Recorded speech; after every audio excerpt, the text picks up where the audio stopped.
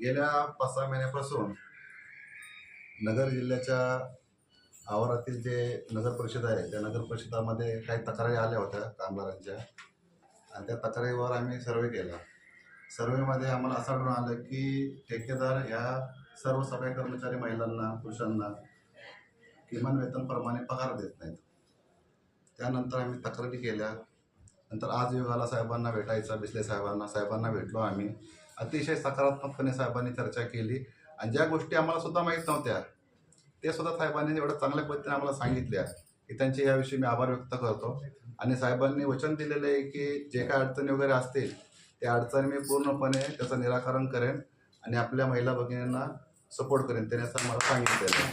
साहेबांची काळापासून त्याचं अभिनंदन करतो, त्यांचे आभार व्यक्त करतो की साहेब हा खूप गरीब वर्ग आहे. मी हात जोडून विनंती करतो ह्यांना न्याय द्या, फक्त त्यांना न्याय देणार साहेब.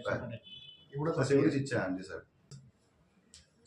राहता श्रीरामपूर देवाली प्रवरा येथील कामगारांच्या प्रश्नाबाबत अखिल भारतीय सफाई मजदूर काँग्रेस यांचे राष्ट्रीय उपाध्यक्ष आणि ऋषिकेशजी घोर आज बैठकीला आले होते.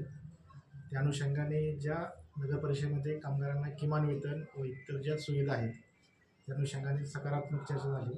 ज्या काही शासनाने किमान वेतनाची अंमलबजावणी किंवा जे नोटिफिकेशन 2015, 2016 आणि वेळोवेळी जाहीर होणारे महागाई भत्ता याप्रमाणे जे किमान वेतन आहे त्या अनुषंगाने योग्य ती अंमलबजावणी करून ते वेतन कामगारांना अदा करण्याबाबतची योग्य ती कारवाई करण्यात येईल. त्या अनुषंगाने त्यांच्याकडून जे डॉक्युमेंट असेल किंवा जे कागदपत्र आहेत त्याची पूर्तता मी करून घेईन आणि जे काही कायदेशीर आहेत त्या कायदेशीर बाजू पूर्ण करून कामगारांना 100% न्याय दिला जाईल.